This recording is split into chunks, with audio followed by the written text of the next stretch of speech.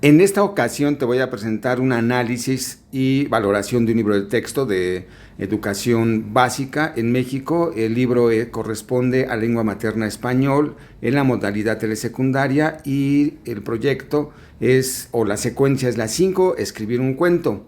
Voy a partir de recuperar algunas ideas de que ya he manejado, expresado en este canal de YouTube con respecto a la revisión de 3 elementos importantes: la libreta de aprendizaje, el libro del alumno y la planeación didáctica. Me parece que debemos hacerlo desde una revisión crítica de estos elementos, pero también considerando la complejidad, ya que la complejidad del pensamiento complejo, una didáctica de la complejidad está sugerida de manera implícita y explícita en el nuevo Plan de Estudios 2022 para la Educación Básica Mexicana, y por lo tanto, bueno, voy a estar haciendo esta lectura del libro de texto bajo estos siguientes criterios de evaluación.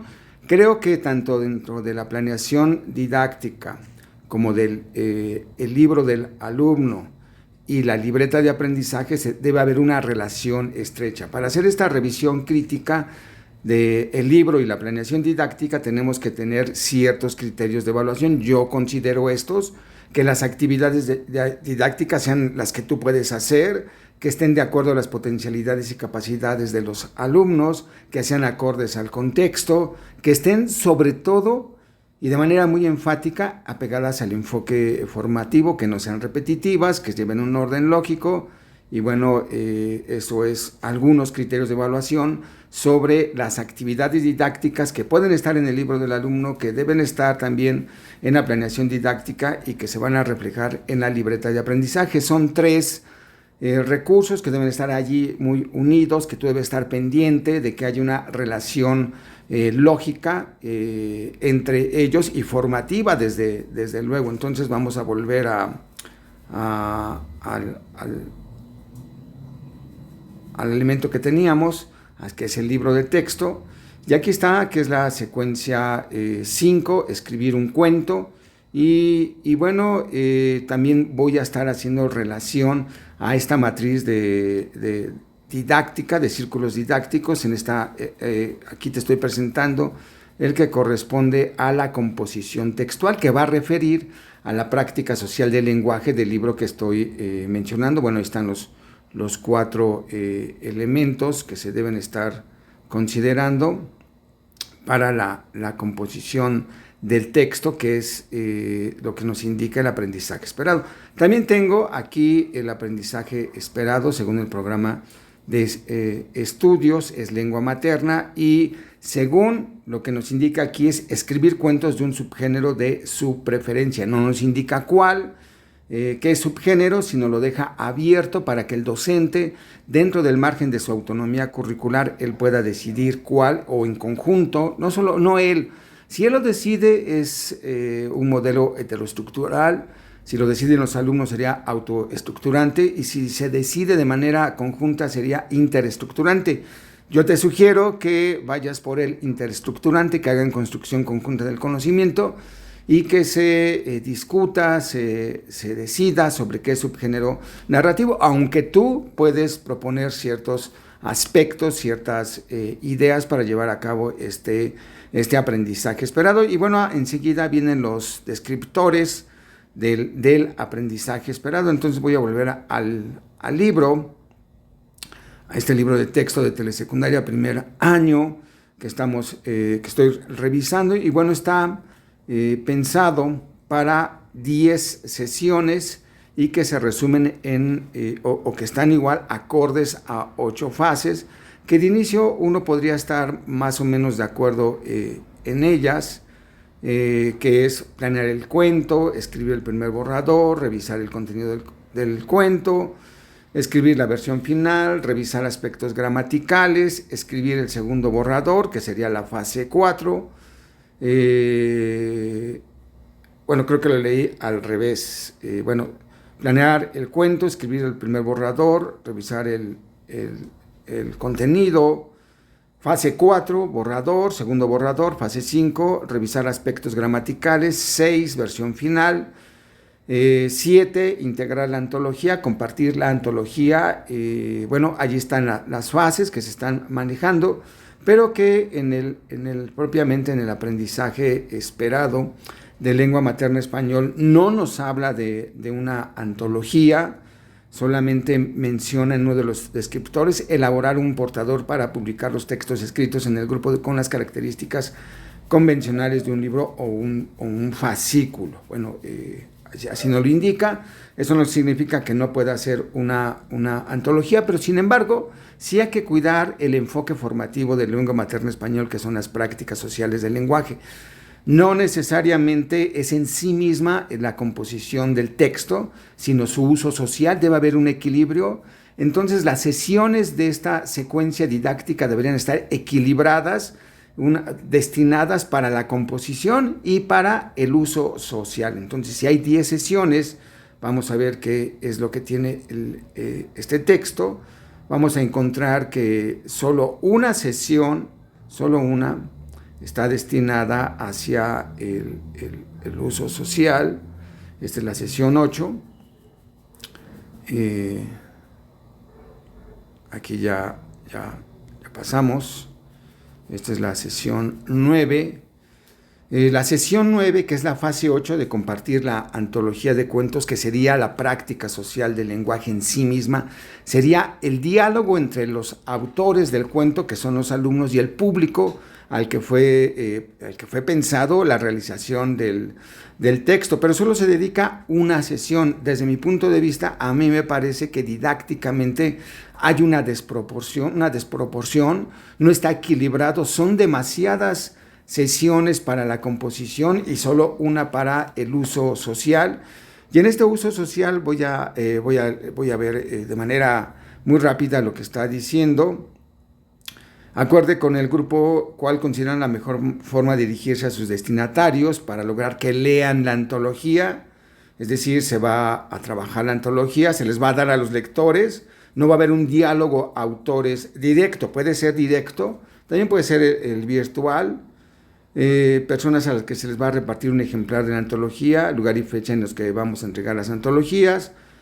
Recuerden solicitar apoyo al maestro para la logística de esta actividad. Junto con las antologías se entreguen una ficha para que los lectores puedan expresar su opinión acerca de los textos leídos o sobre la antología. Sigan el ejemplo. Aquí está el ejemplo. Apenas son 3 actividades que a mí me parece que no está completa, es decir, no está el diálogo. No hay manera de recuperar lo que los lectores valoraron de los cuentos hechos. Entonces, esta es una de las primeras cosas que dentro del margen de la autonomía curricular del Plan de Estudios 2022 que indica, podemos resignificar los materiales, no seguirlos al pie de la letra. Entonces voy al círculo didáctico que he generado para que nos oriente. Sí, desde luego, primero hay que recuperar y completar los conocimientos previos sobre el género del texto que se va a componer, que en este caso es un subgénero narrativo. Esto correspondería, para empezar, en el libro didáctico de alumnos de telesecundaria. Luego vendrían estos 4 momentos que también corresponden a alguna de estas 8 fases. Se planifica, pero aquí lo que encuentro en este libro, en la planificación, es la estructura textual, formal, lo que se ve, pero también se tiene que planificar la macroestructura textual, las ideas. ¿Qué es lo que se quiere comunicar? ¿Por qué se quiere hacer un cuento? ¿Por qué de ese tema y no de otro? ¿Qué ideas? ¿En qué orden se van a manejar estas ideas? ¿Por qué en ese orden? Si son repetitivas o no, ¿por qué hay que hacerlas repetitivas o por qué no? Y eso tiene que ir entrelazado con la estructura formal de un cuento, que es lo que está manejado en el libro. Entonces a mí me parece que esa es la planeación, pero también en la planeación debe venir cómo se va a comunicar, a quién se va a comunicar, qué se espera de esa comunicación, que sería justamente el punto 4, hacer uso social del texto, de creación propia. El momento 2 sí es hacer la redacción. El momento 3 sería revisar y corregir varias veces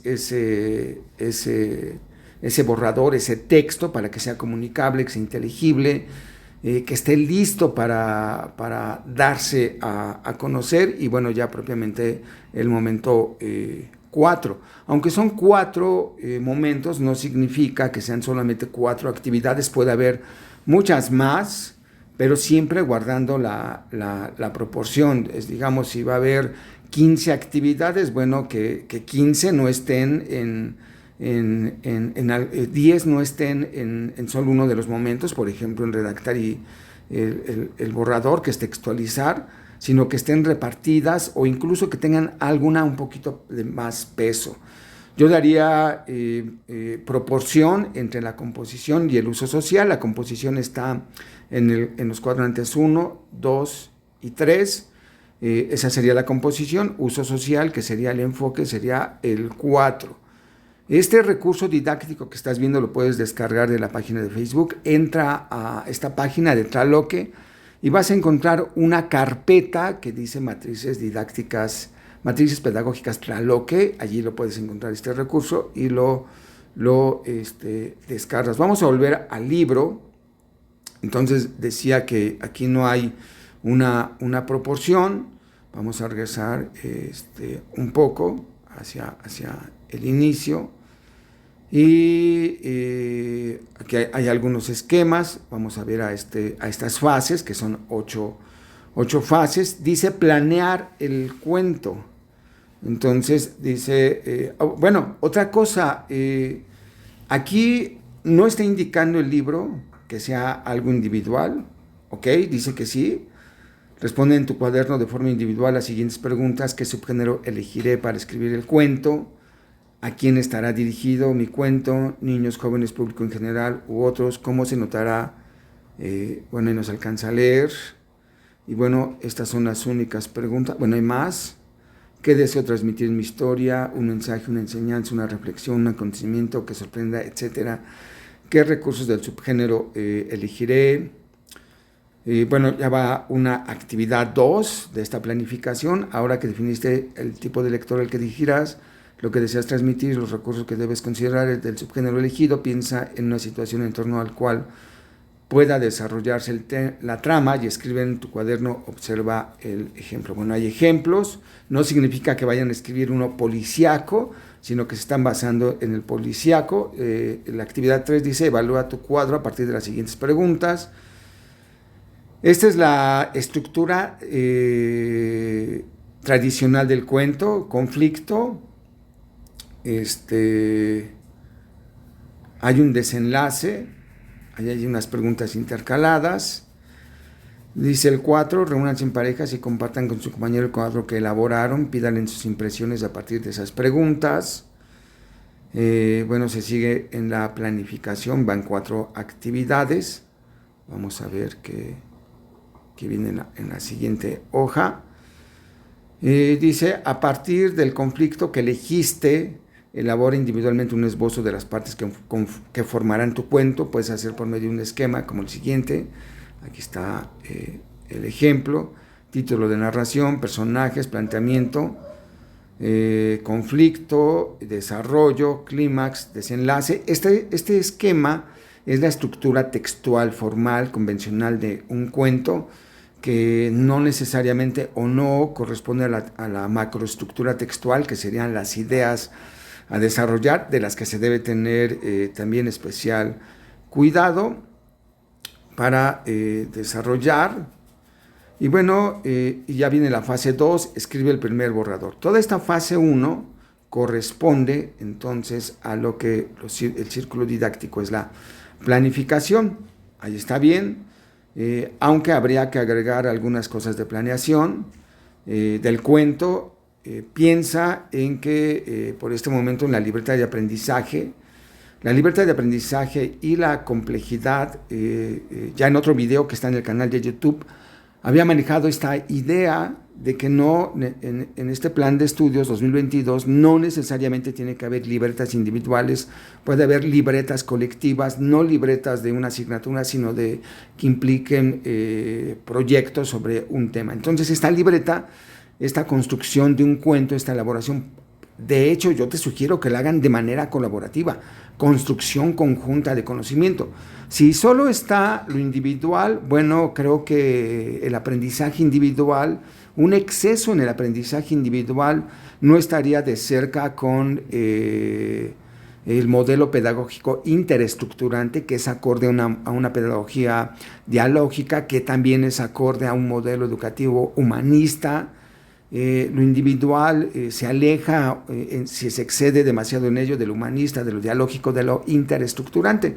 Entonces yo te sugiero, para que caigas en ese modelo, que la producción sea colaborativa y que no solamente lleves la parte de la estructura textual, sino la macroestructura. Y bueno, hasta allí, ¿no? Entonces la fase 2, escribir el borrador. Fase 3, ahí ya esta fase se empieza a dilatar, me parece demasiado, me parece que es demasiado. Creo que habría que revisar muy bien la planeación. Debería estar aquí un ejemplo muy claro de una planeación con propósitos públicos, no solamente esta estructura. Creo que eso falta aquí, no hay un ejemplo claro de la planeación de un cuento, no está. Creo que sí debería estar el ejemplo y un formato para que esté allí, ¿no? Los propósitos, los objetivos, las ideas, el orden, la estructura textual. Entonces, en una columna la macroestructura textual, que serían las ideas a desarrollar, su orden; en otra columna la estructura textual, que sería esto que estamos viendo, que es lo convencional.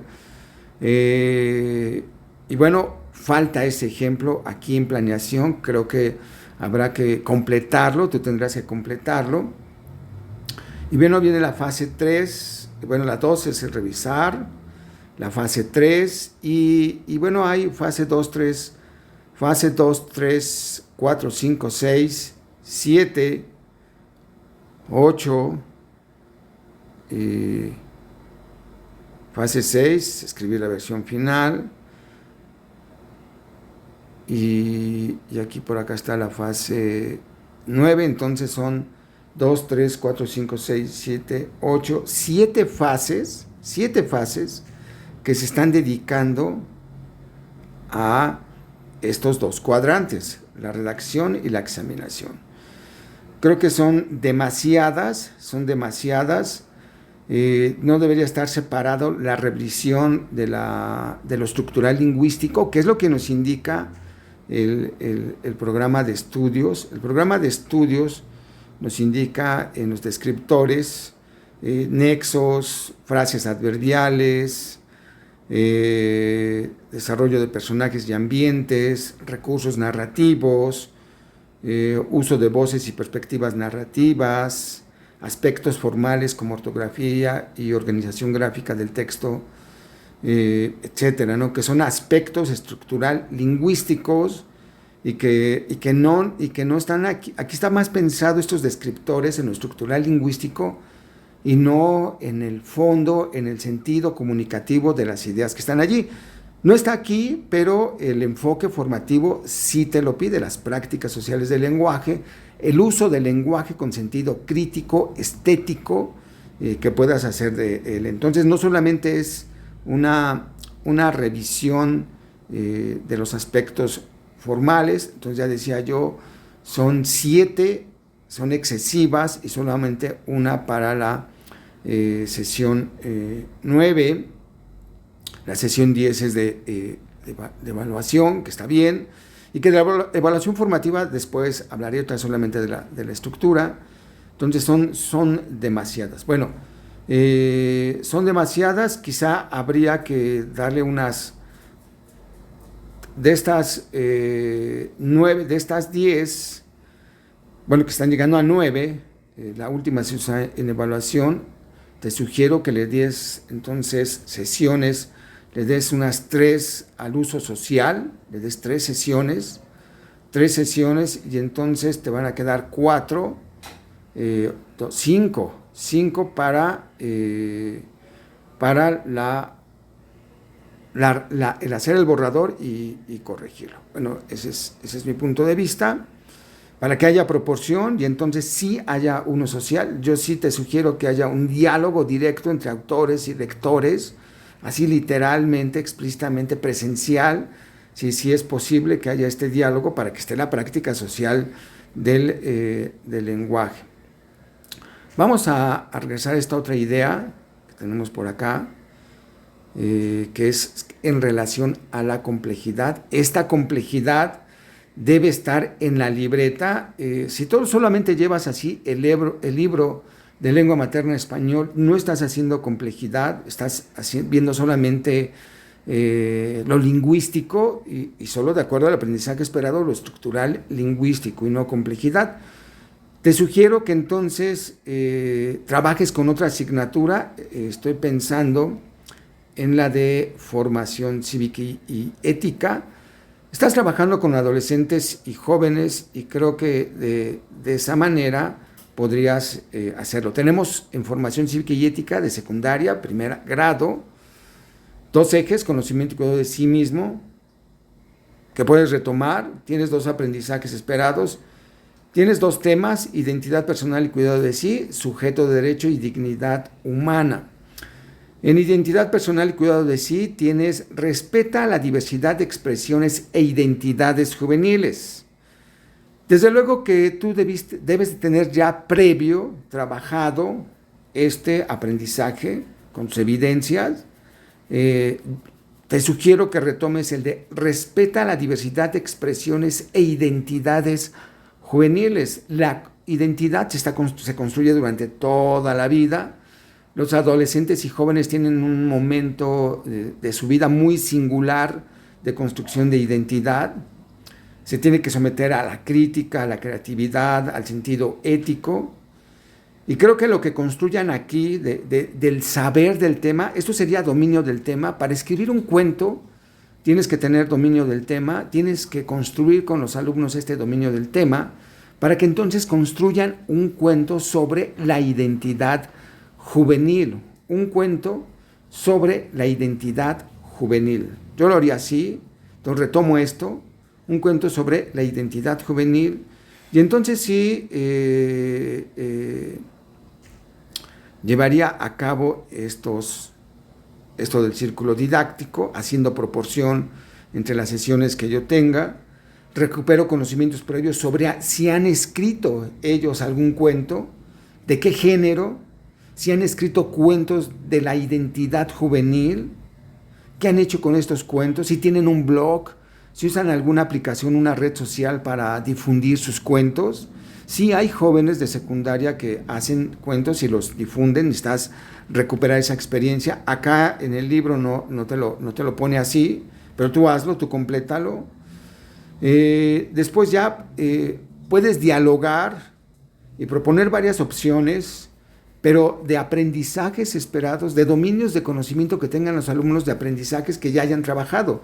Yo solo te estoy mencionando el de formación cívica y ética, pero tú puedes abordar de otro, de ciencias, de historia, de artes, de educación física, de lo que tú quieras, pero que ya haya sido trabajado y que tengan dominio. Entonces, construyen conjuntamente, se decide, y entonces sí, empiezan a planificar.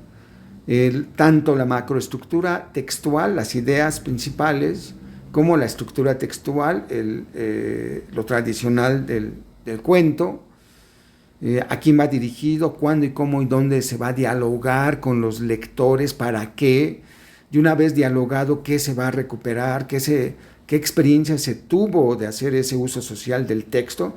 Eso es muy, muy importante, darle suficientes sesiones, no solamente una, es lo más importante. Si eso no se hace, no se cumple el enfoque de las prácticas sociales del lenguaje, es un uso social del texto, eso es muy importante. Y bueno, luego hacer los borradores, tanto la revisión, como te decía, no solamente la lógica, sino también la estética y la ética. Y la ética sería que se valore si lo plasmado ayuda a todos, a todas, las lectores, los autores, a que sean mejores personas. Y que este proyecto lo lleves en complejidad, no solamente con asignaturas, sino también en aprendizaje, que sea colaborativo, que sea entre varios, que sea colaboración y que todos discutan y tomen decisiones en cualquiera de los momentos. Creo que también puedes, no significa que no utilices el libro, significa que lo leas con sentido crítico y lo que puedas retomar de aquí de él, retómalo, pero no necesariamente síguelo al pie de la letra.